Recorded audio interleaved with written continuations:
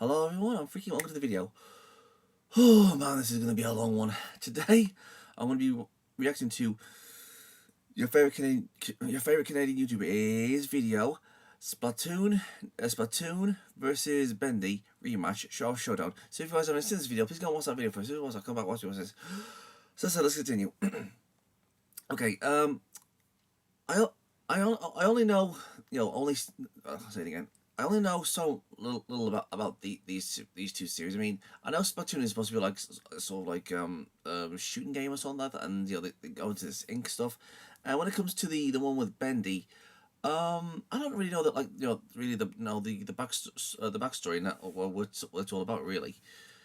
But considering how long this video is going to be, something tells me I'm going to get some education in me from this.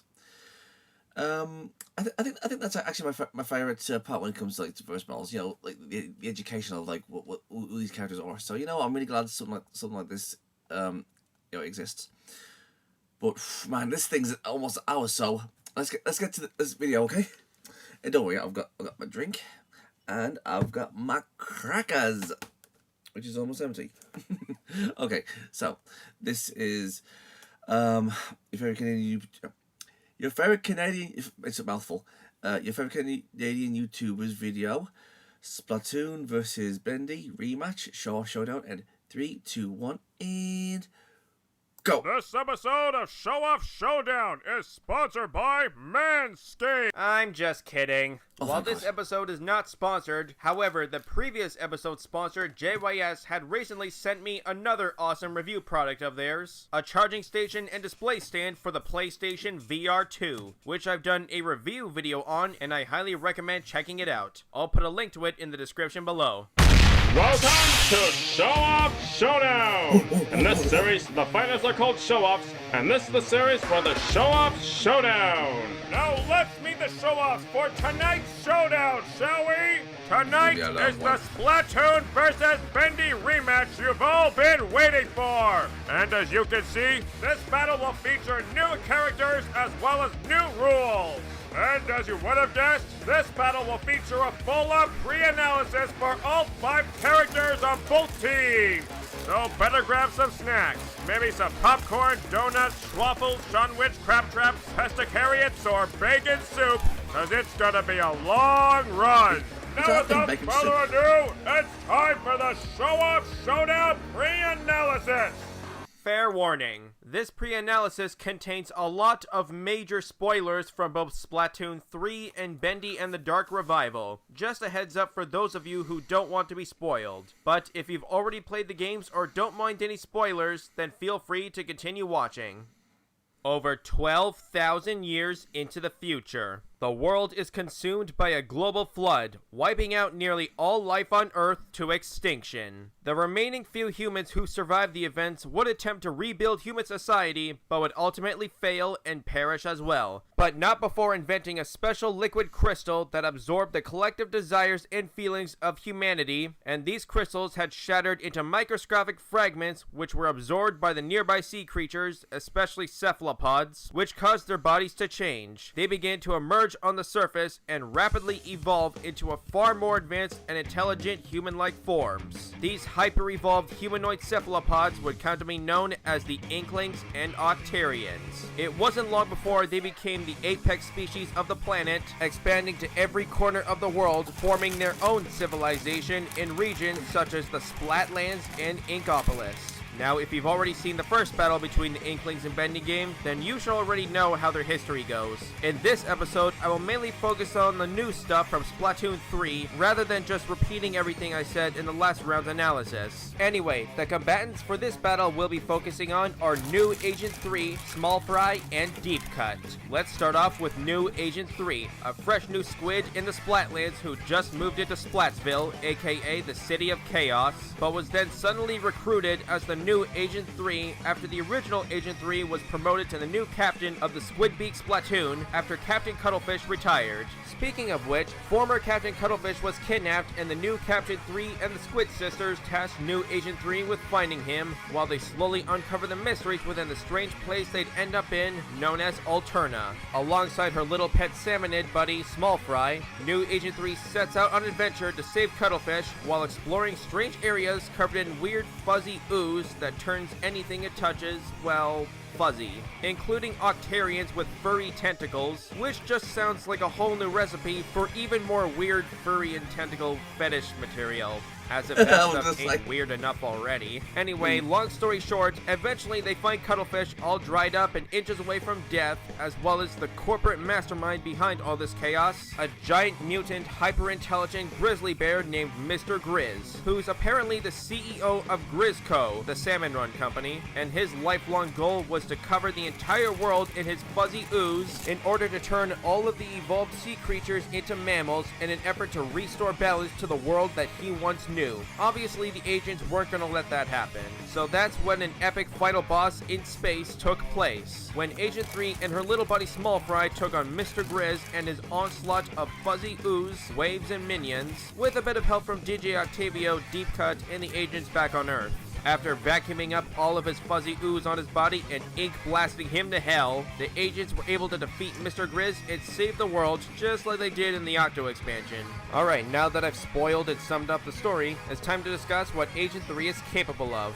In the Inklings vs. Bendy Gang episode, I've discussed many impressive facts about the Inklings, such as the fact that they don't have bones and their bodies are made of solidified liquid ink and they can flexibly squeeze through even the tightest spaces. They can shapeshift into a squid form to swim through ink and camouflage in it, a minor healing factor, and their eyes can detect prey up to 100 meters away. And of course, being evolved cephalopods, they are highly intelligent to the point where human intelligence is considered primitive compared to theirs. Now in terms of fighting skill, Inklings are like natural-born warriors bred for combat and have perfected their combative skills for over 2,000 years worth of generations. They appear to have a decent level of hand-to-hand combat and are giftedly skilled with a variety of weapons, which I'll talk about later. Now, new Agent 3 is exceptionally skilled as she was able to take on and defeat DJ Octavio when she was just a fresh new recruit, though DJ Octavio wasn't at his strongest, but it's still pretty impressive for a newbie if you ask me. Now, Inklings might not have shown that much in the physical strength department, aside from casually lifting and swinging around a washing machine as if it weighs nothing, but they definitely make up for their lack of strength with firepower and attack potency of their weapons. Inklings have a very wide variety of different ink-based weapons to choose from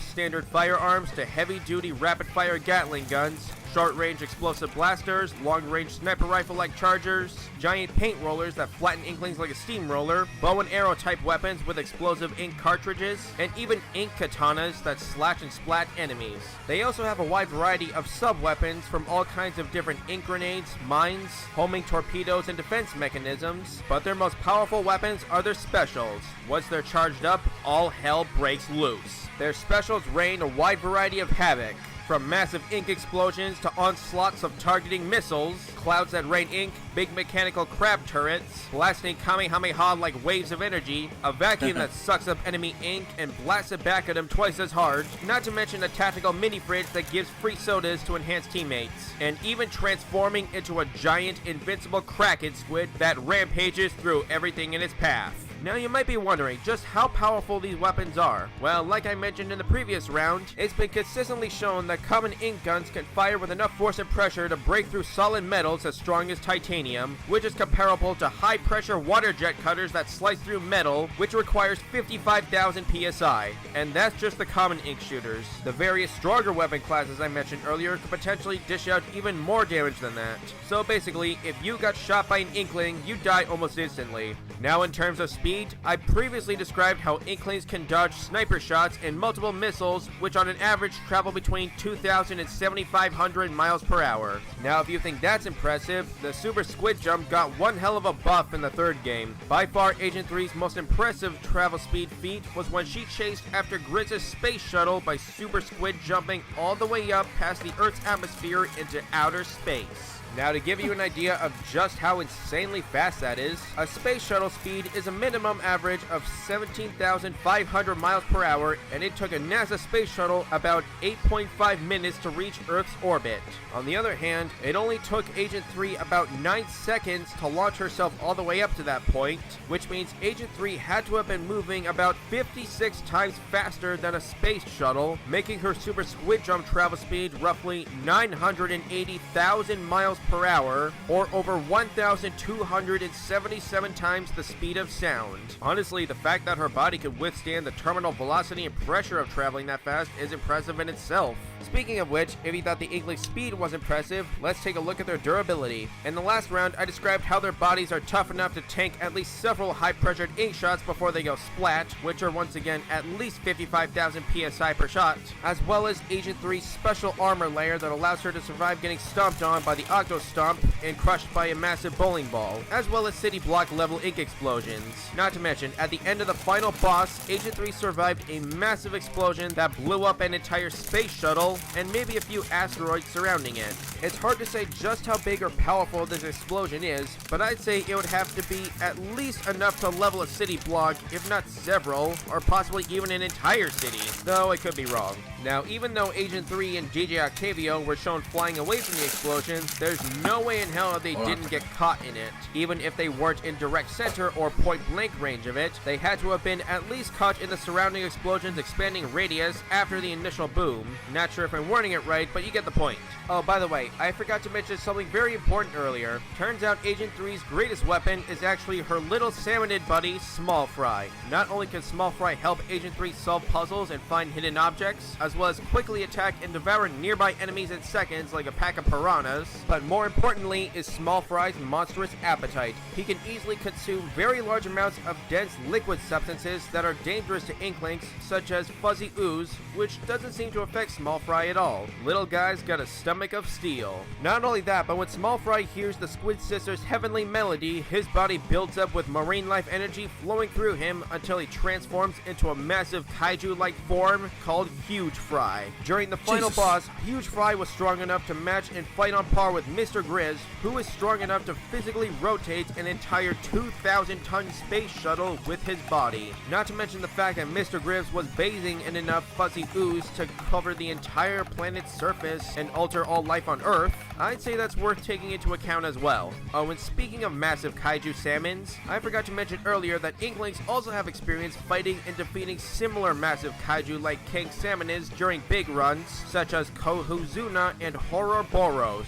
Just wanted to throw that out there. Okay, I think I talked enough about Agent 3 and Small Fry. Now it's time we discuss Deep Cut, the popular music superstar trio of Splatsville and hosts of the local news program Anarchy Splatcast. But beyond their famed public image, they're also secretly bandits, treasure hunters, who scavenge the Splatlands looking for anything valuable they can get their hands on, so they can share their found treasures with the poor residents of Splatsville. And kudos to them, since that Mad Max town looks like it's just riddled with poverty. Anyway, if anything gets in the way of their quest for treasure, you can bet they ain't going down without a fight.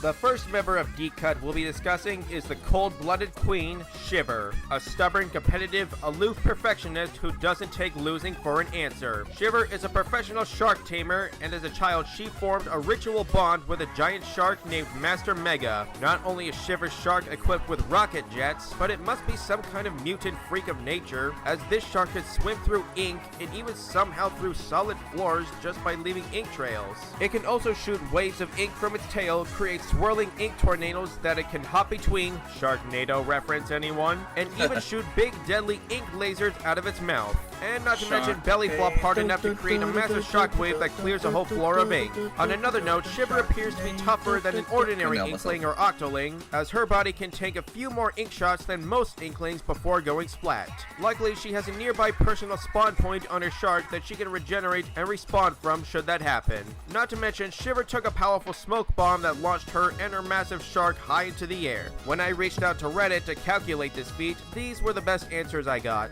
Anyway, next up is the Eel Deal Fry, an Indian vampire squid Inkling with a splat ton of style. She's known for being peppy and reckless, often wearing her emotions on her sleeves, as well as her fearlessness and audacity, often rushing headfirst into dangerous situations without fear or hesitation, yet also very kind and fun-loving at heart. Fry is a professional eel charmer, having the ability to command an entire army of giant flying eels at her disposal with a simple toot of a punji flute. These eels have a variety of attack patterns, such as homing in like missiles, spitting ink projectiles, swarming around in circles creating a tornado-like effect, and often in massive numbers. These eels can also form together into a bridge like a colony of ants, as well as create large ink whirlpool streams that Master Mega can ride on. Not to mention, Fry rides on top of a giant spinning octo stomp that packs quite a wallop when it comes charging at you. Just like Shiver, Fry has her own personal respawn point, and she can take a few more ink shots than an average inkling, plus the smoke bomb launching thing I mentioned earlier. However, there is at least one exploitable weakness Fry has.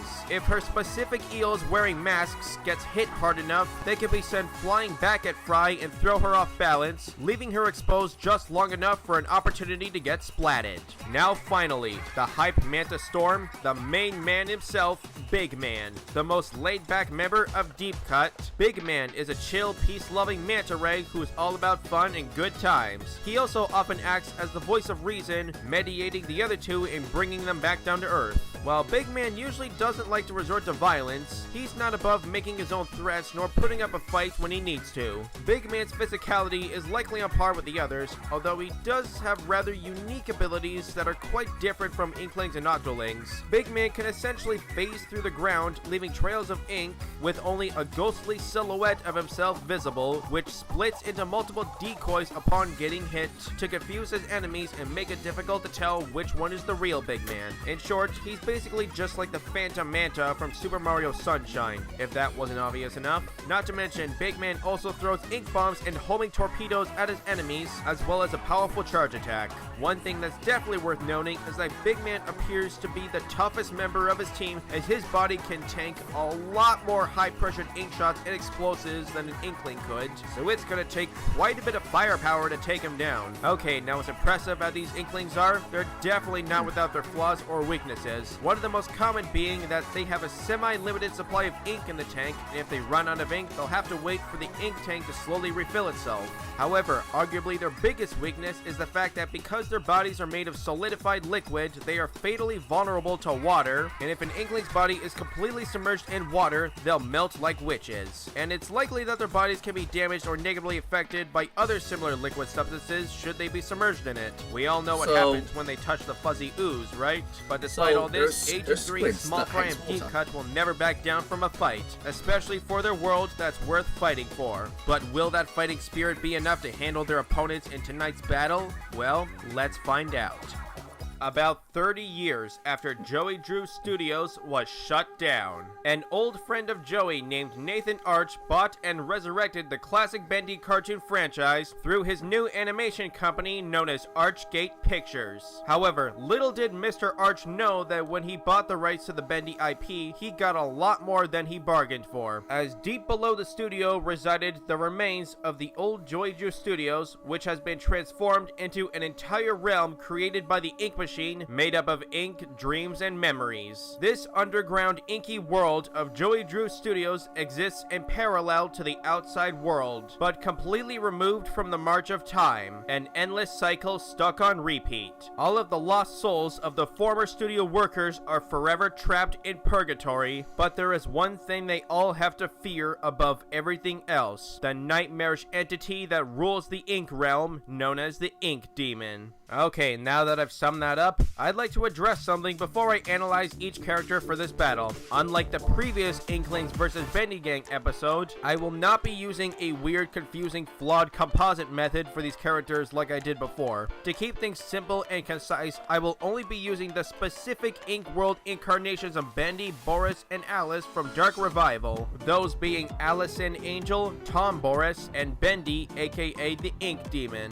And only feats from the Dark Revival game will be the focus here. I just wanted to make that clear. Okay, now let's start off with the little devil himself, Bendy. This version of Bendy was originally a failed attempt at a life-size model of Bendy, which became a living nightmare, a mindless, soulless, savage beast that kills anything that moves. However, in the events of the Dark Revival, this ink demon has since evolved and became far more dangerously intelligent and cunning than before, even capable of mentally manipulating his victims. But when the ink demon was eventually caught by Wilson, who attempted to kill the ink demon and usurp his throne, he was unable to do so and instead trapped the ink demon into a smaller, harmless form resembling classic Bendy, the perfected form that he was originally meant to be. Although he didn't stay trapped in this form forever, as the beast was eventually set free once again. Now, what exactly is this ink demon capable of, you may ask? Well, the ink demon has the ability to telekinetically control and manipulate ink, and just his presence alone can flood a whole room. He's basically an ink bender. He can also camouflage by submerging in ink,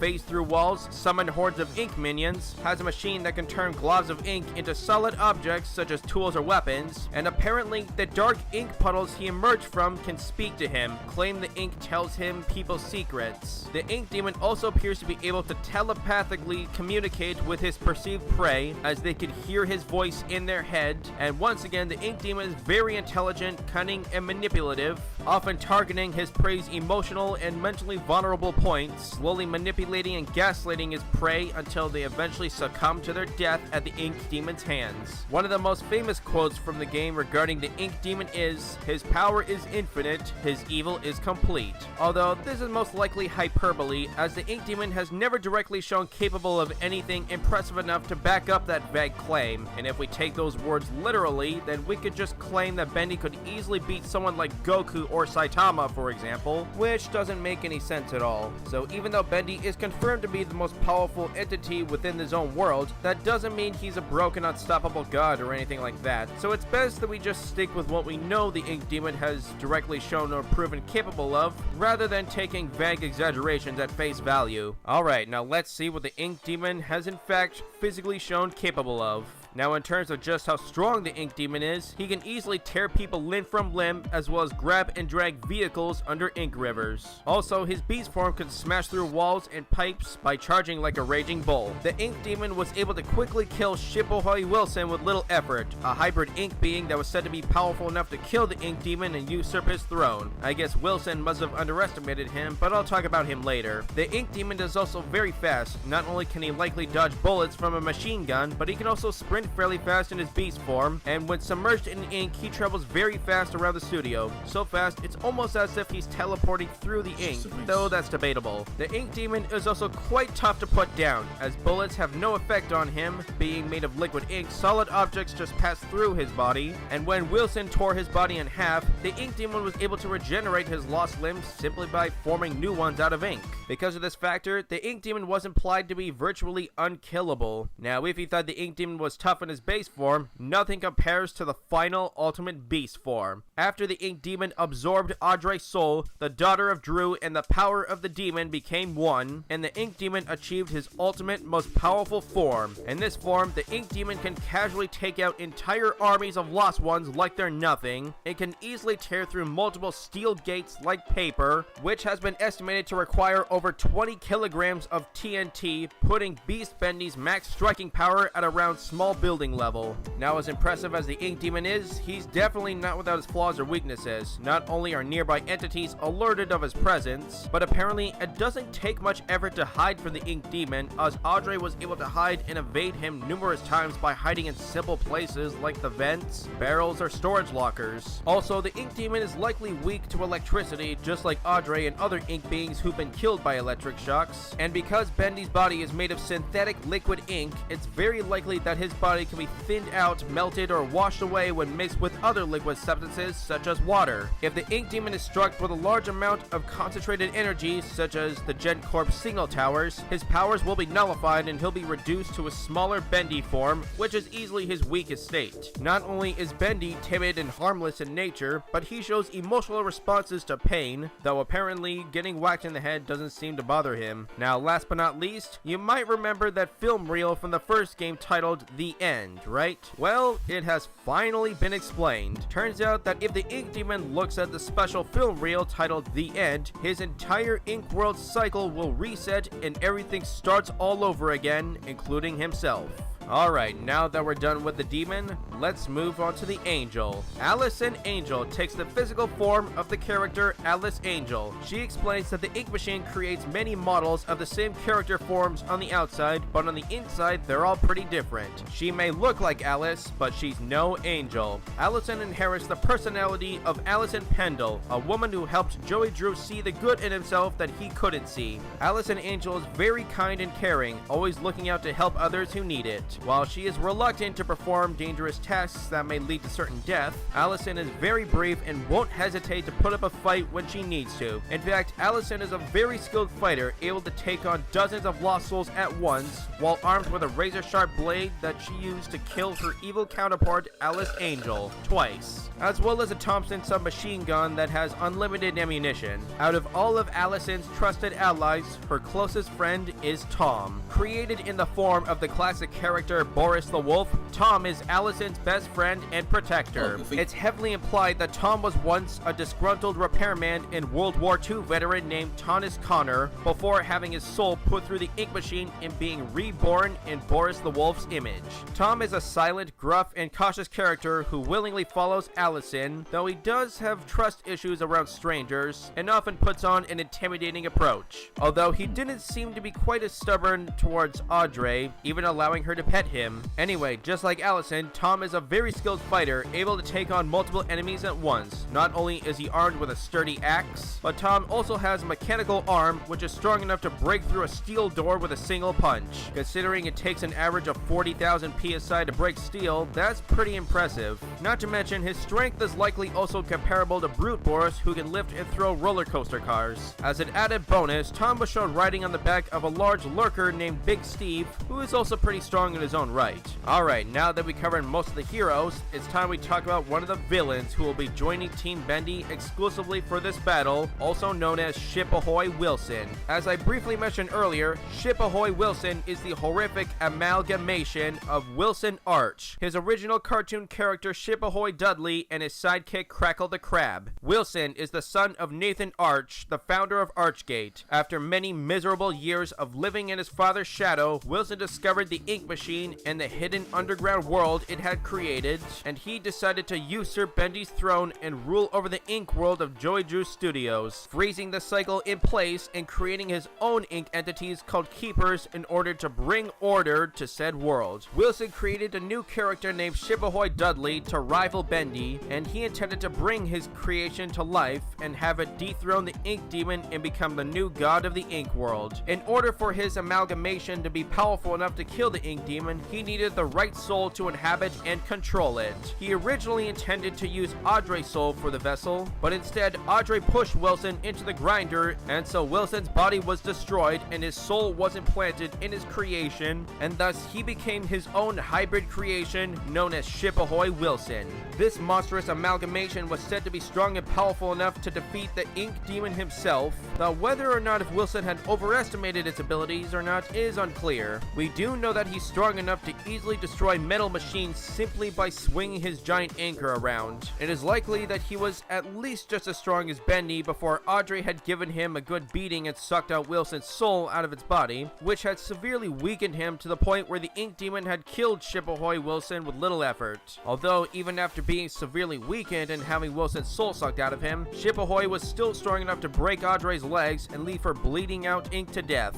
so I guess that's worth noting. Now speaking of which, Audrey is the daughter of Joey Drew and the main protagonist of Bendy and the Dark Revival. Audrey was once an animator working for Archgate Pictures. She seemed to enjoy her work creating the newly revived Bendy cartoons and striving hard to reach her goals. That is until Wilson tricked Audrey into turning on the ink machine and they both drowned in a pool of ink. After that, Audrey woke up inside the underground ink world of Joey Drew Studios and found that her body was transformed into a supernatural-like inky form of herself. To say Audrey was scared and confused would be an understatement, but she was determined to navigate the studio and whatever horrors dwelt within in hopes of finding a way home. However, if she didn't already have enough to deal with, her world was about to be shook even harder after she meets the spirit of Joey Drew himself, who revealed to Audrey her shocking origins. Against all logic and expectations, Audrey learned that she was the daughter of Joey Drew, but rather than making her the old-fashioned fun way, Joey actually created Audrey with the ink machine. However, instead of her coming out a cartoony model made of pure ink like all the others born from the ink machine, Joey was somehow able to get the ink machine to create a living being that was almost human. Despite Audrey being born from the ink machine, her body structure and functions are far more similar to a biological human than pure ink beings, born of ink but living in flesh. It took a while for her to get used to this and accept the truth, to say the least. Anyway, because of how unique and special Audrey is, when she was brought into the ink world with a new pure ink form, she gained some extraordinary powers and abilities over time, which I'll go over now.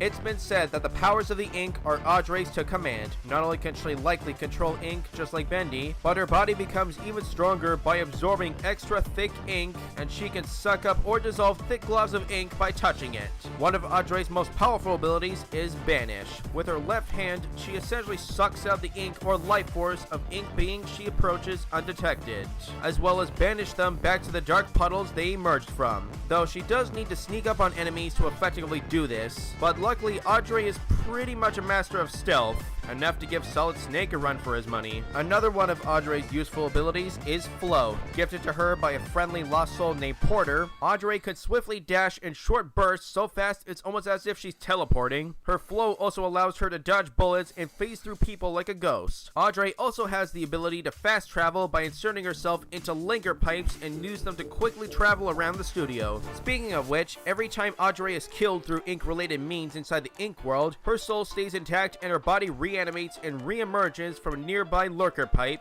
although this appears to be only a factor exclusively inside the ink world. Not to mention, while it's unknown if Audrey's body can heal or regenerate like Bendy, we do know that she can patch up her wounds and injuries simply by eating various foods she finds around the studio. Now, to go along with her various abilities, Audrey also carries a versatile weapon called a jet pipe, which has many useful functions and upgrades. Not only can Audrey use it to power various machines and pummel enemies into goo with it, but she can use special batteries to charge up her jet pipe for a heavy impact attack, and a fully charged jet pipe can shock and stun enemies as strong as keepers on impact. Not to mention, Audrey can also break metal vent covers with it, which has been estimated to require about a half kilogram of TNT. Maybe not as impressive as Bendy's feat, but still worth noting. With this powerful pipe wrench, Audrey has defeated some rather tough enemies, such as the Butcher Gang, Carly the annoying ghost girl, a giant spider-like creature named King Widow, and a cult leader named Lord Amok, whom she inherited his title from after defeating him, and Audrey became the new Lord Amok.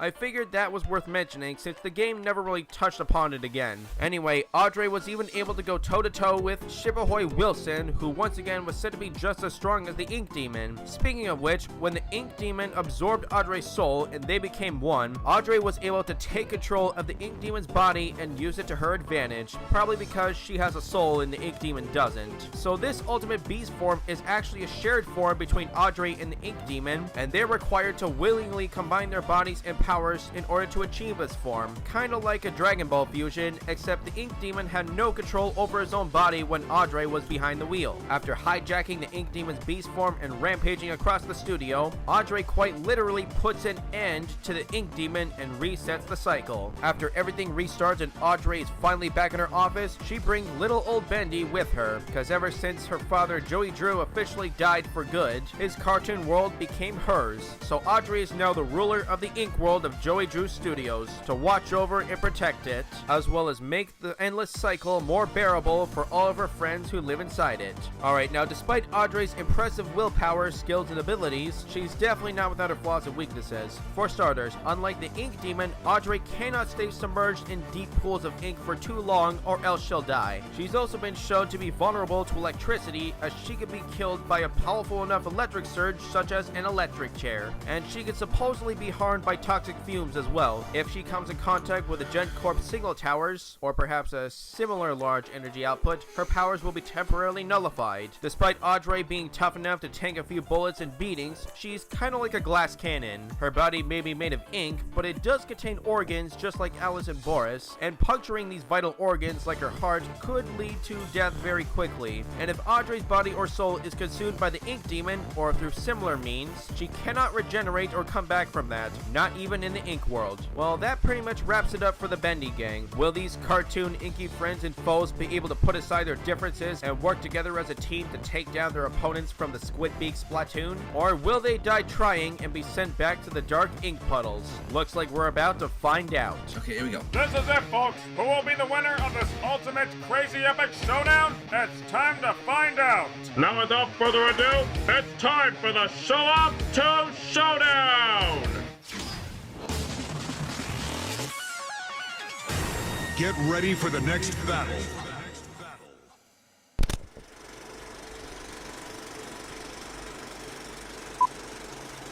Okay, here we go. Here we go. Ready?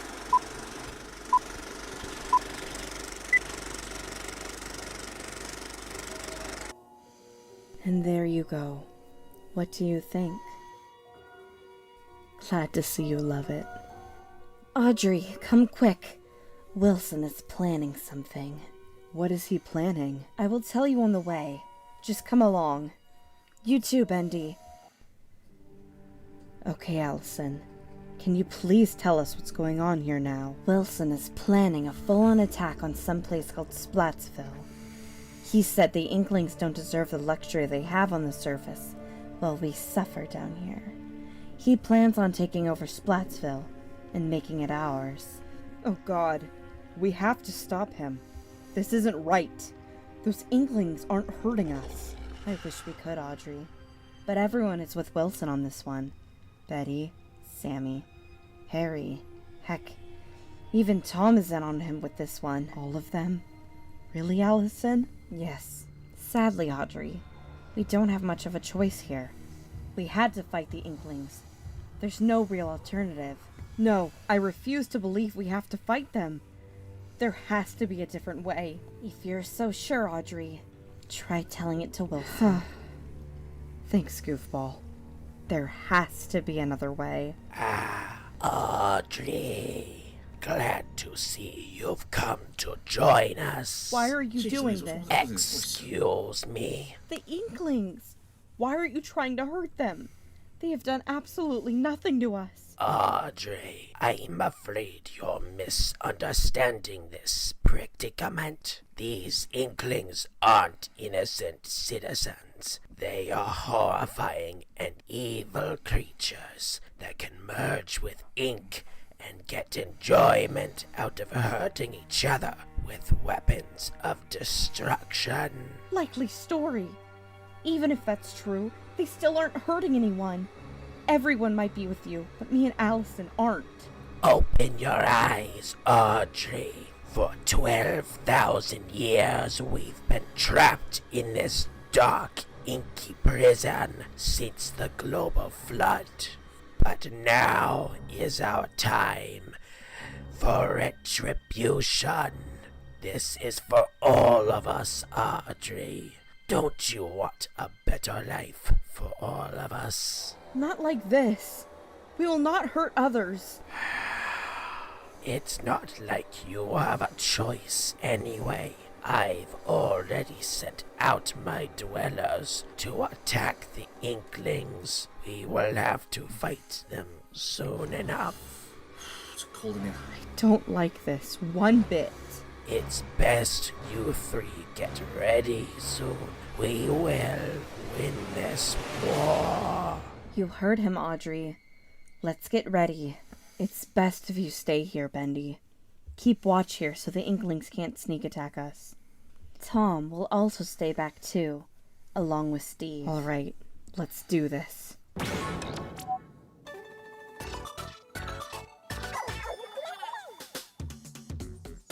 Listen up, it's going down. Repping the Splatlands, we are Deep Cut. And Archie's Splatland. We're live. Hey, here we go. You lip sync, we drip ink. Aye, aye, aye! Watch out, everyone. We have discovered a new ink species like us, but they appear to be more monstrous. And they appear to be far more scary and dangerous than the salmonoids. Because of this, we are putting Splatsville under lockdown. This ain't no drill, y'all. Get your splasher shots and rollers ready. Aye, aye, aye! Make sure to keep your guard up, and don't be afraid. They might have scary faces, but one good hit and they're down for the count. And that's it. For now. Aye! From Splatsville, that's a wrap. Catch you later. Aye! We warned everyone about the ink monsters, so we should be good to go. All right then. You ready, Agent 3? Looks like Small Fry wants to go on his own. Make sure to be careful, Small Fry. You don't know what they're capable of. And remember, Agent 3, to be extra careful when going to their base. They'll likely try and ambush you. Aye! Oh yeah, I almost forgot. You also be careful too. Aye! Come on already, let's get them, so we can start the next Splatfest soon. Let's get popping.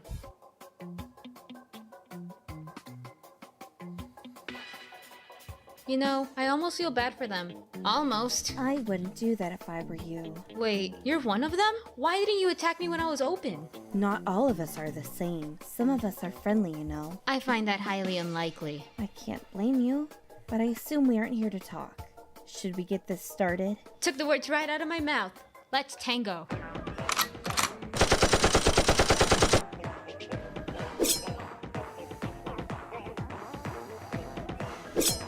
I respect your stealth and skills, but this is where it ends.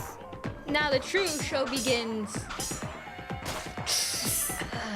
Sorry, Inkling, but I have no choice. But the show hasn't had its grand finale yet. Join me, Master Mega. You and Inkling. You did splendid, Master Mega. You can rest now. I'll finish this. You and that sharker. Something else. You got anything else left to say before I end this? I never wanted this, but I had to. Our self-proclaimed leader forced us to do this. I never wanted to hurt you or your people. I'm so sorry. Why didn't you tell me before? Would you have believed me? This doesn't have to end like this. We can save you. I'm afraid it's too late for that. Well, is there anything you want me to do? Please, just stay here with me. We can enjoy this peace and quiet. All right then.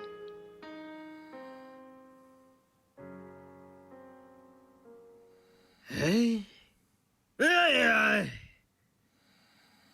Aye, aye, aye! Aye, aye, aye! Aye, aye!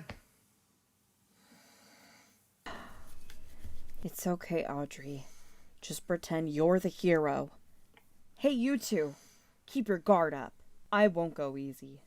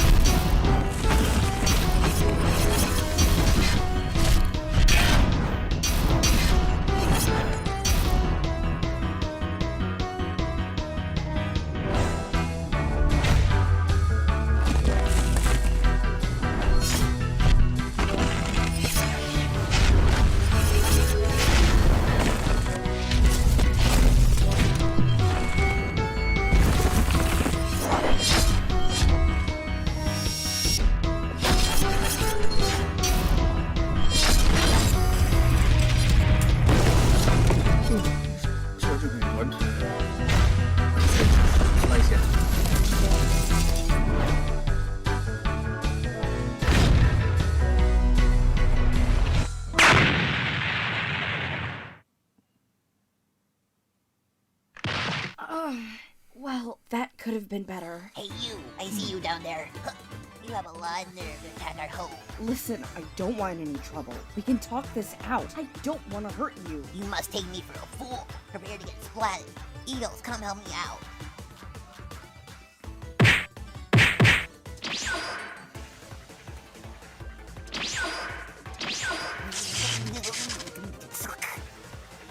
Please, I seriously don't want to hurt. You already have. Eels, give her your all. Oh. Whoa, you took it like a champ. Sounds like ya. Yeah, you certainly know what you're doing. No! Why did you do that? Wasn't he on your side? I could never let someone innocent suffer. You weren't lying. I'm so sorry. It's okay. It wasn't your fault.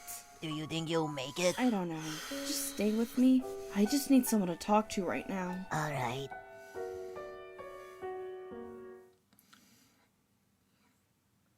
You must be one of those pets the Inklings have. You really think you have a chance to end me? I almost feel sorry for you.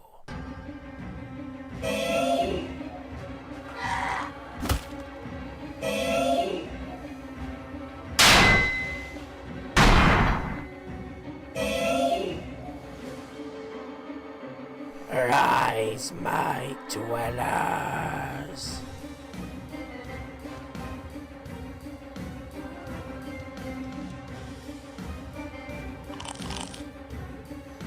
Holy crap, bastard. Ouch, I felt that. a barracuda.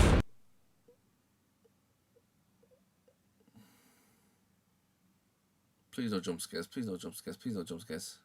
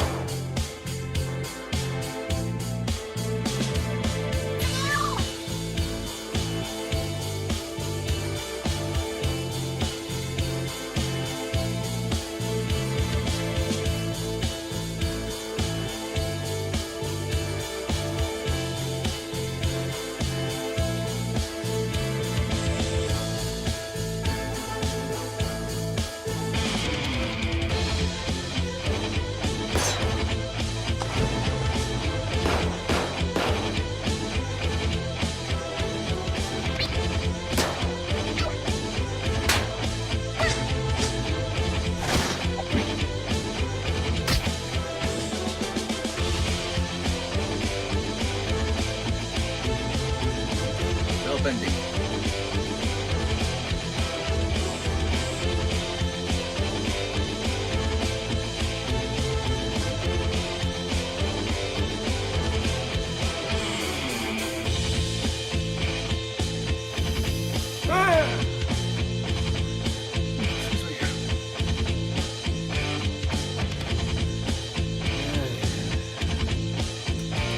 Hey!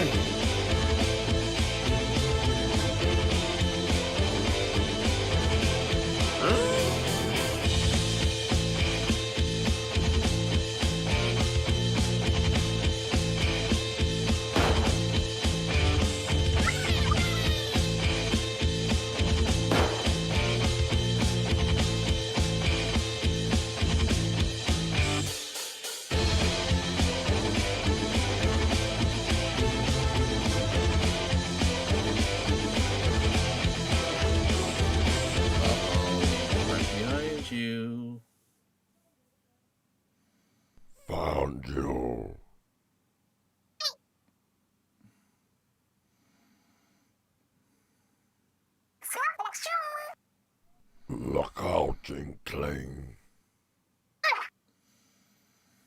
Uh-oh. I have a question for you. Do you think it's fair that we suffer down here while your people live the life of luxury and love? Is it fair that we live in constant pain and terror?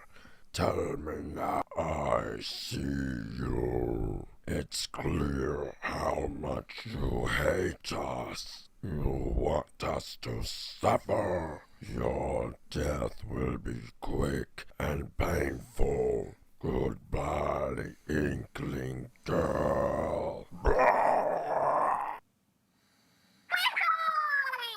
Hey!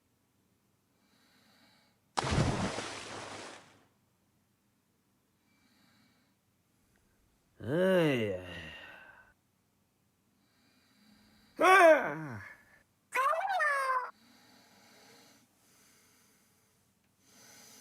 Uh-oh.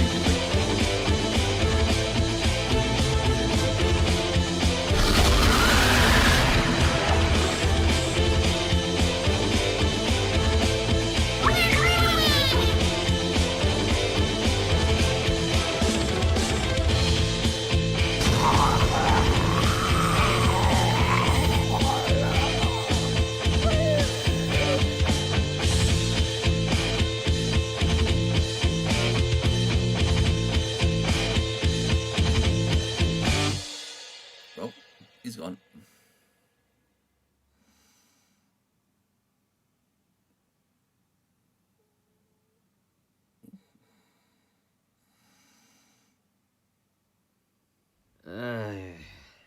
Did we win? Hey!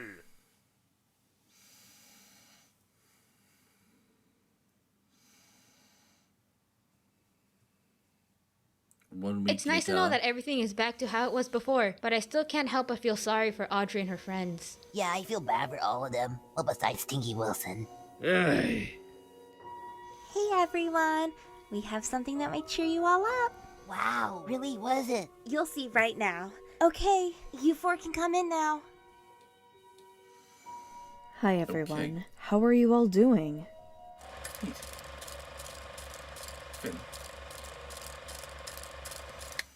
So, Bendy suffers 3 losses in a row, huh? Man, the little devil can't catch a break. Okay, now before I explain why the Inklings win yet again, I will say that if the specific incarnations of Bendy and his friends we used in this battle were the cartoon comic book Bendy, Boris, and Alice from the Crack Up comics, then the Bendy gang would have likely had a much greater chance against the Inklings and maybe possibly even pulled the win, given the fact that they have Toon Force on their side and whatnot. As an example, in just a single comic, they all survived a fall from the moon to the earth like a meteorite without a single scratch, and Boris literally ate the moon, which is a way bigger appetite than Small Fry for sure. Honestly, I think this might be one of the main reasons why I decided not to do a weird, confusing, flawed composite method like I did in the previous round, as cramming in the cartoon comic feats would have likely given the Bendy gang a rather unfair advantage. Plus, it wouldn't make any sense anyway, since these versions of Bendy and his friends are a completely different incarnation from a spin-off comic series, without any connection to the characters from the main games. Besides, I thought sticking with these specific Ink World incarnations from the main game series would make more sense anyway, since this entire matchup is all Ink themed and whatnot. Okay, now that I've addressed all that, let's discuss how and why Team Splatoon wins yet another epic Ink filled showdown. When it comes to skill and experience, as I mentioned in past episodes, Inklings are literally bred for combat with thousands of years worth of fighting experience which they perfected over many centuries and generations, so I think it stands to reason why the Inklings are generally much more skilled fighters. Now in terms of speed, earlier I've explained just how absurdly fast Agent 3's Super Squid Jump is, but even if we say that's just travel speed, which isn't as important as combat speed, the Inklings still have faster reaction time as they can dodge sniper shots and multiple missiles, which is definitely more impressive than the Bendy Gang's bullet dodging feats for sure. Maybe Audrey's flow dash might be a bit faster than that, but probably not by much. Plus it's only a short burst, and it has a cooldown time, so she has to wait a bit every time she uses it. As for durability, I'd say the Inklings definitely have the edge here. If you watched the pre-analysis earlier, you already know why. Now some of you might be wondering, couldn't Audrey just use her banish ability to suck the life force out of the Inklings and instantly kill them? Well, whether if Audrey's banish ability only works on ink entities in the world of Joy Drew Studios or not is unclear, but even if Audrey's banish ability could suck out the Inkling's souls, she probably wouldn't be able to sneak up on them because not only are Inklings also pretty much masters of stealth just like Audrey, if not even better, but the Inklings are so freaking fast Audrey wouldn't be physically able to catch them, even with her flow dash. We've seen Audrey fail to banish Alice Angel, who quickly grabbed her hand just before she could touch her, so if Alice could stop her, then the Inklings should be more than capable of doing the same. Not to mention the fact that Inklings can detect prey up to 100 meters away, which would make it even more difficult for Audrey to catch him by surprise. Okay, now even though I've repeatedly debunked this claim multiple times in past episodes, I've still seen people saying Bendy could just absorb the Inkling's ink. I really hope this is the last time I have to explain why that's not true, because I'm really getting tired of having to explain this yet again years later. Now, as I've stated multiple times, cephalopod ink and synthetic ink are not the same ink. They are two completely different liquid substances. I've even done a real-life experiment where I poured synthetic ink and cuttlefish ink into a test tube to see what happens when they mix together. The resulting chemical reaction was kind of similar to Mentos and soda, but way slower. Now, speaking of which, because both the Inklings and Bendy's bodies are made of liquid and are vulnerable to other liquid substances, they both potentially have the right tools to take each other down. It's likely that if either of them becomes overwhelmed or submerged in the other's ink, their bodies will weaken and melt or dissolve in the other's ink. So perhaps it really comes down to who's able to totally ink the other first, but I've already explained why the Inklings are more likely to do so due to the skill and speed advantages I mentioned earlier. Now in terms of strength and destructive capability, well, Bendy definitely has the physical strength advantage for sure, but the power output of the Inklings' weapons is enough to match if not surpass it. Bendy and Boris have both been shown strong enough to break through solid steel, which would require an average of 40,000 psi, but the Inklings on the other hand, their weapons can dispense ink with enough force and pressure to penetrate metals as tough as titanium, which I've estimated to require at least 55,000 psi, if not more. And that's just the basic shooter weapons, let alone the stronger weapon classes. I think it's safe to say that the Bendy Gang getting ink splattered with over 55,000 pounds of force or more would definitely leave them reduced to a dead, mushy puddle.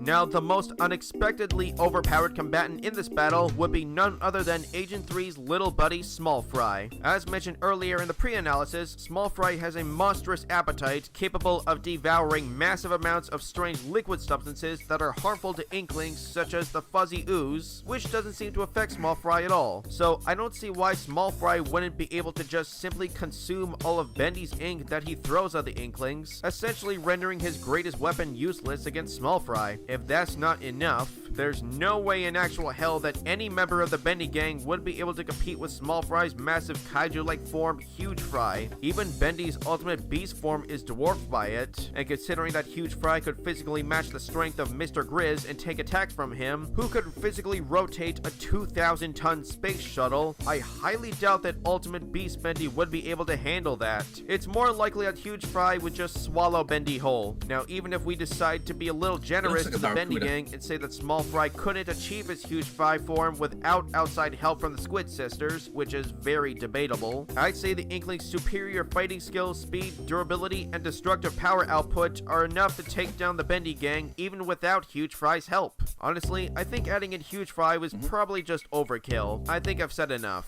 So in the end, it looks like Bendy won't be having another dark revival after this defeat. The winners of this battle are Agent 3, Small Fry, and Deep Cut of Splatoon 3. Now before we wrap this up, I want to give a huge thanks to the animators of this battle, Cam Sparkles and Speedstar X. Also a special thanks and shout out to the very talented voice actors featured in this episode as well. Please do yourself and them a favor and go check out their channels and subscribe. Hold on, guys. Oh, and one more thing. For those of you who don't already know, I now officially have a Patreon. If you want to show your support and join the RCMP, as in Royal Awesome. Canadian Mounted Patrons, then that would be so awesome, and I would really appreciate it. Members of the RCMP will have beneficial access to future episodes of Show Off Showdown and other videos before they're officially released, as well as exclusive access to special posts and videos that can only be viewed on Patreon. Join the RCMP, and the first thing you'll learn is a nice shiny badge. Got any ideas for Show Off Showdown? Then let me know in the comments below, and hopefully I just might do them. Now stay tuned for the next episode of Show Off Showdown!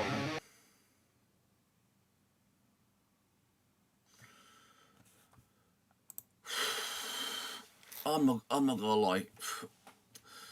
I'm not gonna lie. That was really long. I mean, and half an hour is like, way too much for me. But a video that's an hour long, jeez, look freaking ways. I mean, okay, I just want to apologize because, like I said, it's very late here, and I was trying to get through the video, and I can feel my eyes like drift off. But I did hang in there, so I do apologize if I did do that. I do apologize for that. But I did watch the whole thing, and thank God I took a nap earlier. Otherwise I was going like. okay, more like drift off to sleep. But you know, I watched the entire thing, and I'm not gonna lie. I mean, well done, Canadian YouTuber. Well done, Cammy, and well done, everybody else.